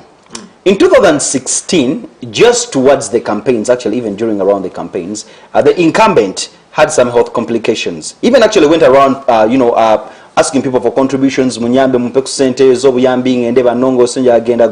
So, some people in Lubaga constituency, they voted out of mercy. Bambi alibubi bambi musajja watu abonye agenda akolechi afune kusanyu. So we have seen Lubaga coming from an environmentalist, Ken Lucham is the man, going into the hands of his daughter with the same game plan, and then we got in the comedian coming in 2016. Now we have a constitutional lawyer who wants to come 2021. Mr. Derrick, you have a lot on your plate, and you know it. Health sector kubanja, engudo zikubanja, emiji kubanja, nefuge nunje kubanja. You are in a race with 13 others. That makes 14 of you. abantu bamwagala balonda bali emitwalo 17 n'obugwamu. Let's say you just get at least the majority vote. Let's say ofunye emitwalo ng'ebiri kino oba esatu, because if you get that, at least you have a, you know, a key you have a positive way to get this thing through. Yeah. Where are you going to start from? And how are you going to work with these 13 others? Because trust me, there is some loyalty to them, as you know. And at the end of the day, when you are voted into leadership, it is not just for the people who voted you. Even those who did not vote for you, nabo owero you know basavinga. So, just give us a brief insight in your manifesto. What do you have in plan? Chichicho tegekede Lubaga, cause you and I agree to know obweta bwo buliwo bwa manyi bungi nnyo atengwa kachiwa chidayo joli to lobby, like he said, to solicit, advocate, and also sensitize your voters. Now, first, I stand on a ticket of an independent candidate because I believe for a very long time polarizing politics. Okay. Related opposite. So if we are to go forward, we as the people in Lubaga South must speak with one particular voice, that we want to work. We must get to work. Because you have seen, it's a mountain. But then I will not shudder because I have seen a huge responsibility ahead. I will tackle it one by one. Because you see, I cannot fold my hands and go on the hill and maybe build a palace from the comfort of my practice. I would work a little bit genuinely and then build a palace and then. But you see, it was all kuba munyenye mubweti munzikiza. That is why I asked you how you're going to work with the people in case you win. Yes. And the good Dr. Rogers has talked about a very, very important thing, and that has lacked for a very long time. A good lobbyist. Okay. For any member of parliament, God, you know, we plan, we stand and offer ourselves for leadership, but then at the end of the day, it's God who makes a decision on who you're a member of parliament. That one, as a faithful, I know it exists. If your skills of lobbying, of unifying people are wanting, you will fail at being a member of parliament for Lubaga South. Because I have told you there is almost 1% presence of government in Lubaga South, and I'm talking about police stations. Is that the reason why it's lagging behind? Yes, yes, yes. How are you going to tackle issues of sanitation in a belt, the Nalukolongo belt up to Luigi, if you don't get the intervention of civil society organizations? And I'm running civil society organization wherever you are, whether before the election or not. Please come to the aid of people of Lubaga South. They need you. The alternative to government is civil society organization. In Lubaga South, we have people, about 20,000 or 10,000, who go hungry every day. We need specialized issues like food stamps. We may need medical camps wherever they are, because I've seen them. I have not seen a member of parliament in Lubaga South lobby for medical camps. In the same way, how about even in other constituencies, members of parliament, or maybe people who are trying to be the next member of parliament, giving this mitwalo kumi n'etaano, mitwalo abiri to single individuals in a constituency where they can't give everybody? It can't work. There is no amount of money. I have told you, the presence of government in Lubaga South is 1%, and it can only be manifested in police stations. Not in the health sector, not in schools, not anywhere. Maybe on the road or good. But I think it is also after huge outcries. If government has not made presence, you see, we elect government to do things that we individuals cannot do. A member of parliament, you can never eliminate the issue of poverty in Lubaga South. And even by law, it is not allowed, because it is non-proper. That's why they get stretched up. You understand? That's why it is very hard to be a member of parliament in these particular constituencies. Heavy is the head that wears the one. And you know what the problem is? I think it also goes back to the sensitization he mentioned. A member of parliament, by law, you're not supposed to go around giving money to people even if they voted for you. You don't have it. But the people you are representing, they think you need to give them money because they are the ones who sent you there and you are getting money. Now, how do you fight that mentality? Exactly. One, sensitization, but also I told you, lobbying. Because people only ask you for a bottle of soda because they cannot afford. They can't find means to get one. To get one. You understand? So, mukifo ky'okubawa ekyennyanja oteekeddwa okubawa akatimba. Okay. For you to stop youth from asking for money, 1,000 as an incentive to vote you, they must have jobs. And I think it's the mentality the NRM government has really built. And I have told you, the presence of government, anyone can challenge me, in Lubaga South is 1%, and you can only find it in police stations. That means what? Government can only be felt if they are arresting a youth for being idle and disorderly, putting them in the coolers and then transporting them to Mwanga 2 to be charged on an offense that is economically related. Idle and disorderly. Bakusibye nga otaya ya toyina muchi toyina mulimo. So when you go to Mwanga 2 and they read you the charge of being idle and disorderly, if they are to release you on bond, then it will be cash bond because the offense is rampant. It will be, they don't want it to be repeated again. Cash bond of 2 million shillings for a youth who is unemployed. Now, what is the trickle-down effect? Mama w'omuvubuka oyo gwe bakutte idle and disorderly alina okuddayo mu kibiina kye kya cash round. Ekiri mu kabaawo, ekiri mu kigagga. Erubaga South teriyo myoga. Emyoga is a new invention.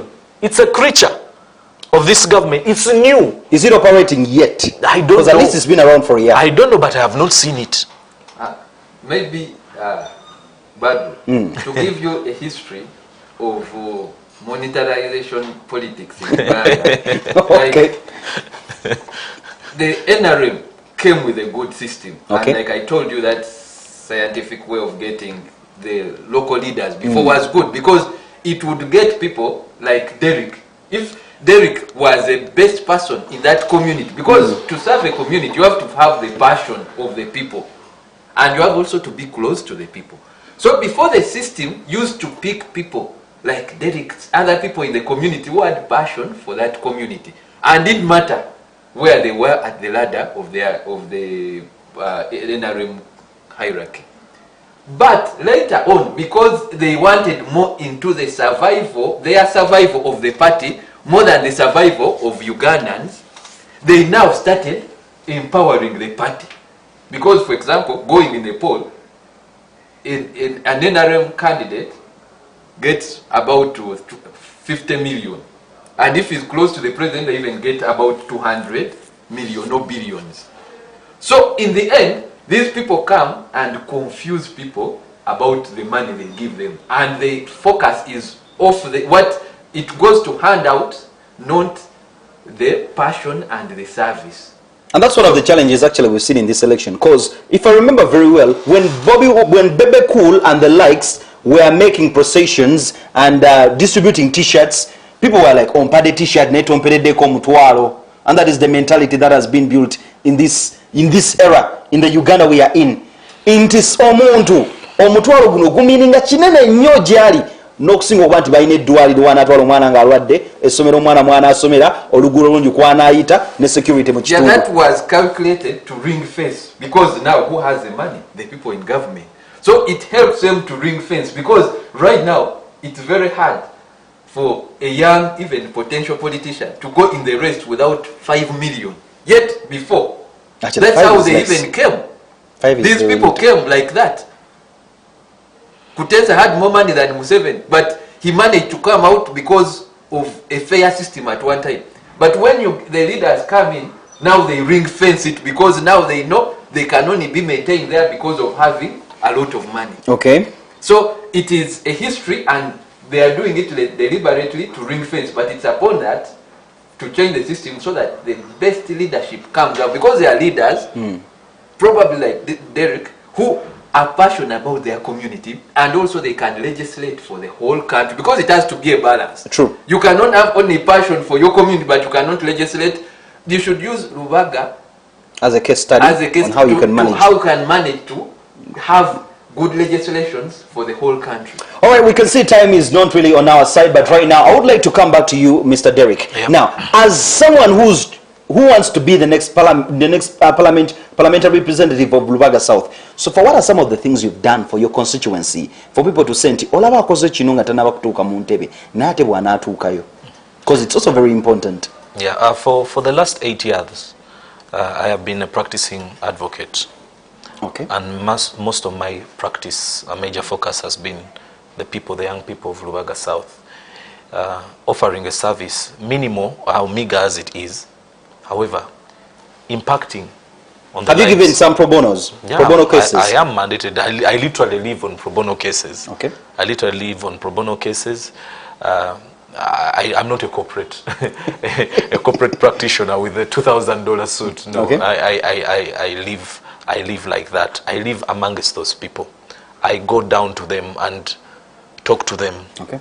I have issues, personal issues like Mwami Lufunya, sina na zaka komando, and that is how because I was born there.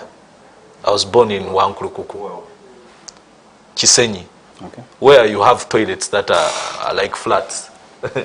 You have to climb ladders to go and ease yourself. I studied in Lubaga South Baptist High School, Chitebi. Okay. I currently live in Kabao Zone, where the scenes on set are. And you see, I cannot just stand by and be. Do you have any businesses running in Lubaga where you've employed a few people? No. I've not ventured into business. I've told you I've been an active private practitioner. Because what we want to do right now, looking at the leaders who are the incoming leaders, we want to draw our projection from something.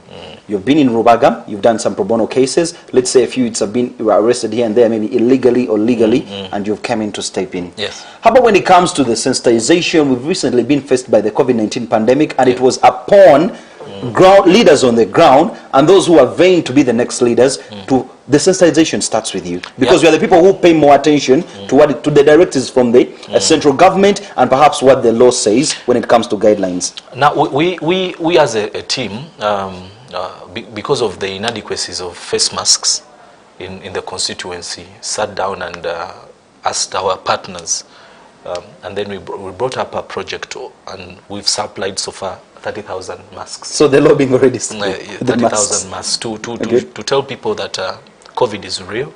We need them alive. So we thank God for that, and our partners in these elections for having given us the finances to supply those kinds of masks, and something which government ought to have done. At least if you moved around 1, 2, 3, 4 people, you'll find a person donning a Lufunya Derrick face mask. Okay. If it's white in color, I know it's white in color, but it basically looks like this. Okay. As a contribution, small as it is, we have managed to put out 30,000 masks for the people, the residents of Lubaga South, to tell them that COVID is real, to take caution, and you have to keep healthy. Now, we have tried to mobilize the youth to do meaningful projects through sports. We've also used our partners, our sponsors to buy sports kits. As a young man, are you involved in any sports? Do you run? Do you play football? Yes, I play a little bit of football. How horrible is it? How bad is it? I'm not professional. I'm not professional. I know that for sure. But we have passion, because you see, sports. I like creative arts. Okay. I have worked with artists like Fik Fameka, yes, who has a history on set. If you see me there, I'm dancing to his tunes, Konto. Music has a way, as a language. Yeah, it speaks to the young people. It gives us hope for us who have lived in the ghetto that tomorrow will be better than today. It gives you hope. So tweyagala newe tubanga tuyina enjala ng'etukola ki ng'etuluma. But this time round we've decided that to make leadership, proper leadership, a priority. And yes. Well, in 1 or 2 minutes, Dr. Rogers, I would like to get a submission from you, especially to an aspiring member of parliament like Mr. Derrick Lufunya. It's going to be his first time in active politics. Is that true? Though he has a background of being a guild president back in 2010-2011 at Nkumba University. Now, You are already in the chairman of Labour Party, and you know what it takes to be a leader, to mobilize even just the human resource management. Because if he's going to be the MP, he needs to work with all the local leaders going down. What package can you share with a young man like Derrick Lufunya so that he can at least make an impact on a constituency that is in dire need, like Rubaga South? I would say to Derrick, stay in the community. I liked what you did dancing with the young people, and just by projection, you are most of they are young voters. True. And many young people, it's just that maybe you want, even if it was the first or second, continue living with those people because you represent them. And actually, many times we are represented by people who were not, but you were with those young people, you were a young man, continue living with them, continue knowing what they want, even if you didn't make it maybe this time, continue living with them because it is just history. I tell people like, it's about time. I don't need many of the young participants, especially the first timers, stay in politics because time is on our side. In 10 years time, all these people you see, Yoweri Museveni will not be anywhere. The people who feel they are big, they just have to give the way out for us young people. So even if it's all right to be the first time and you don't become successful, but let's learn the art of politics. Let's be there. Let all the good people go into politics. And the beauty about him, the good thing about, good for him actually, he's been following events. Because if you're a constitutional lawyer, you need to follow events as they unfold and what was put down on document to be done. Well, time is not on our side. Our time is fast spent. And right now, I would like to give an opportunity to you, Mr. Derrick, in a few minutes, your last message to the people of Rubaga South as we look forward. It's going to be in Feb. It's going to be in Feb, in Jan 14th. Because we have some in Jan 14th and then we have some in Feb. Yeah. Where do you fall? In Jan? In Jan 14th. All right. Your last message to the people of Rubaga South as you look forward to them giving you that vote and the trust to represent them. I'll do a mixture of both English and Luganda. Bana Rubaga South mwena abatulaba ku BTM mbakubiriza mweyongere okukola mweyongere okweza mwesuubi nene okusingira ddala musse akalulu kammwe ku bukulembeze obwo bunaabawo essuubi kuba tulyetaaga lye tusigazza nga 14 January 2021 mbasaba n'obuwombeefu mulonde Lufunya Derrick ng'omubaka wammwe wa Parliament addako akabonereko radio eddoboozi lyammwe. To all the people of Rubaga South watching BTM, I rally you and call upon you to, number one, have faith in leadership. Trust your vote on a leader who understands you.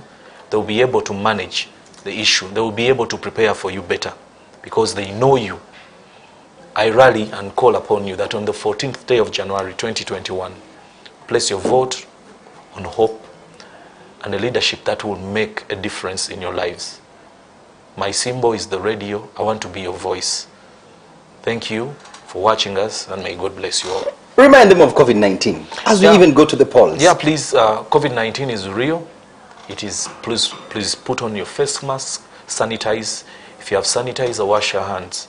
We need you alive for you to be able to vote for us in 2021. Thank you very much. January 14th is going to be the day when we shall go to the polls. And of course, I urge you, every person who follows the Decision 21 show, yes, with me and Dr. Rogers Barigayomwe, the chairman of the Labour Party, we are always here to digest, look, and of course, examine all matters that are, surrounding the political atmosphere.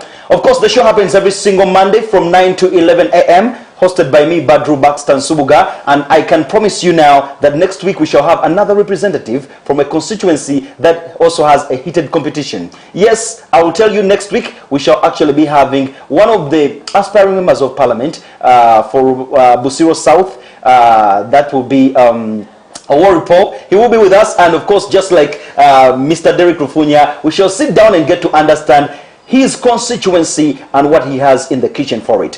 Thank you so much. Keep the conversation flowing on BTM Television Facebook page and of course Instagram and Twitter, BTM Uganda. Thank you so much for watching BTM. Look out for the Decision 21 show and do not miss the repeat at exactly 10 p.m. to midnight tonight. It's a good morning from us. God bless you. Please take care of yourself, and keep in mind that COVID is real. COVID kills. So take care. Good morning.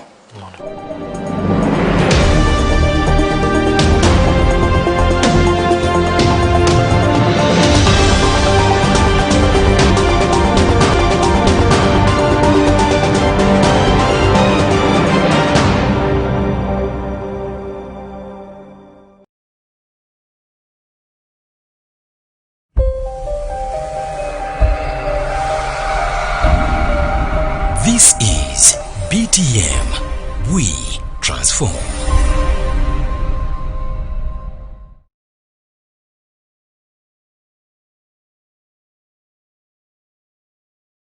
Cartoons. Don't miss on BTM. He ain't no dog, he's a pussycat. What about me?